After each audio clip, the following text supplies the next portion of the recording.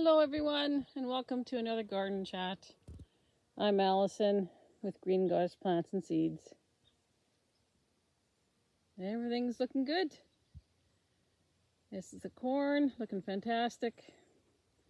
We've got a few things going on in the garden. I thought I might focus more on the tomatoes today because I haven't talked too much about the tomatoes, simply because there wasn't much happening with them, but we'll go have a view of what's going on with them.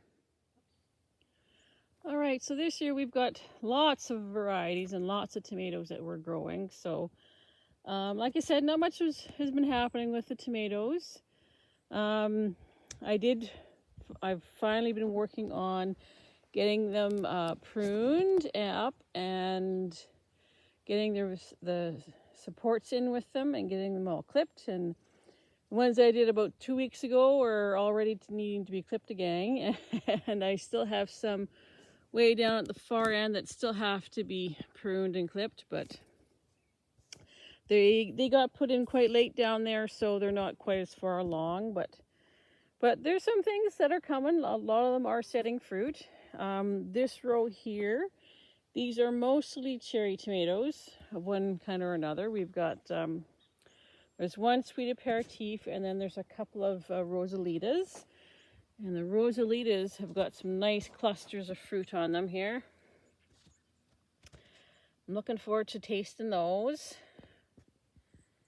And then these ones I'm really impressed with. This next variety right here. These ones are called Rebel Alliance. And just look at the flower clusters on that one. Holy, that's going to be loaded. Absolutely loaded with fruit, these ones. There are some small ones already coming on them. So I'm looking really forward to trying this variety. I'm hoping it does well. If it does, then maybe it's one that will keep growing. But all along here, there's different ones coming. Down at the end here, we've got some green zebra that are setting fruit right here. They're obviously not ripe yet. There we go. Yeah, and then this next row is a mix of stuff. Not too much happening with it, but they're growing and they're flowering. This row is German red strawberry, which is an oxheart type. And the plants are quite large, and I've been going through and repruning them and getting them all supported, because they do have I've grown this variety before, and they are very large, kind of wispy plants. So that's been my challenge, to try and keep them under control so that we don't have the tomato jungle that we had last year. But they're flowering, but no fruit yet. This variety down here, this is crushed heart. And there is a couple of fruit that have set down here. There we go. There's a couple of crushed hearts right there. So yeah, like I said, the name suggests, it is a heart-shaped or ox-heart-shaped variety, but it's supposed to be a striped one, so looking forward to that one. And then, of course, my personal favorite of the ones that we're growing this year are the variegated. These are the variegated tomatoes. It also goes by the name of Touch of Cream or Splash of Cream. And I love this plant. I love how unique it is. Some people don't like it because it kind of looks a bit sickly, but it's such a unique looking plant. I mean, and it's not just the leaves that are variegated. It's the unripe fruit also has striping. The fruit will ripen to a lovely, lovely red. And it has a nice flavor, nice medium-sized tomatoes with a nice flavor. So this one I'm going to be collecting seed for, because I don't think I have any seed left for it. So definitely on the list for seed collection so I can keep it going.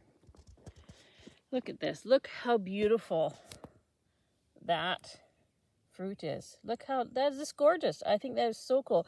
It's kind of too bad it doesn't keep that striping, when it ripens, but it's still an awesome looking plant, awesome looking fruit.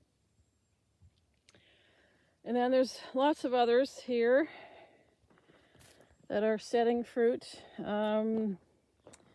This variety here, this is the Scottish Early. And I'm actually super impressed with the size of fruit that's already on this.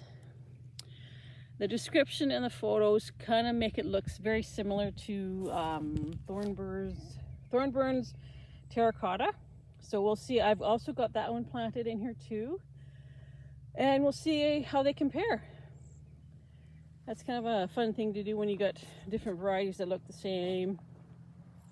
So I'm looking forward to giving those a go. And speaking of Thornburn's terracotta, we do actually have some here that are setting fruit too. So it's always encouraging to see them set the fruit. You know, it always takes a little while for them to ripen, but at least they're on their way to producing a good crop. You know, they're on their way to setting fruit, and you know, we just need things to ripen. So, and that's why I'm hoping, you know, by pruning everything up, that we'll get a better crop or a faster crop, faster ripening, so that the plant's energy goes into the fruit and not producing more foliage. So, and then we got lots of things to do here, lots of weeding. I've been trying to get as much weeding done here the last 3 days so that I head back to my day job tomorrow, so I won't be getting much done in the garden after today until next Saturday again. But we have more tomatoes coming down this way. So we've got these ones here. These ones are double rich. And then, I'm actually impressed with how many, almost all the plants have fruit, are setting fruit already. So that's encouraging. There's a Brad's Atomic Grape. And then there's the Santa Clara Canners down here. So it's all nice, it's all good. And then over here, where did I see them? We've got some San Marzanos and some Arias setting. Some paste tomatoes. And then of course these ones here, these little ones, these ones are the Centennial Rockets. So those tend to be the first ones to ripen in the garden. They are a very early variety, so they almost look like, well, not quite blushing, but they're not that dark green of a unripe tomato. So hopefully not much longer. It's been kind of a wacky and crazy year for the weather. So these two here, this is a Russian Saskatchewan tomato. So it's looking very nice. Very nice indeed. So yes, everything is looking good in spite of the weather that we've had. You know, we had such a late start, and then we got a ton of rain. I mean, we lost half of our seed potatoes because of flooding at the other location, but the other half that we got planted here are looking good. We've got some nice potatoes coming on them. We're gonna have a good crop, so that's encouraging. And then we had about a week and a half of nice hot weather. Nice hot days. It was beautiful. And then Friday it cooled off. In the last, you know, three days or so, it's been kind of cool, kind of cloudy. We did have a little bit of rain come through yesterday. We had just the edge of a storm system come through, so we got some rain, but fortunately we didn't get anything that was damaging. So that's always good. So the garden's coming along. Yeah, it's just, I just wish I had more time to spend out here, because I just, you know, there's only so much you can get done in a day, and then you're exhausted, and then you have to go at it again the next day, right? So it's the nature of the job, I suppose. But anyway, I just thought I would give you a very quick, short first tomato talk of the season. everything's coming along. Looking forward. I'll be keeping you updated on all the tomatoes as they grow and they ripen and all that. So I hope you're having a great week. Happy Monday. And until next time, take care.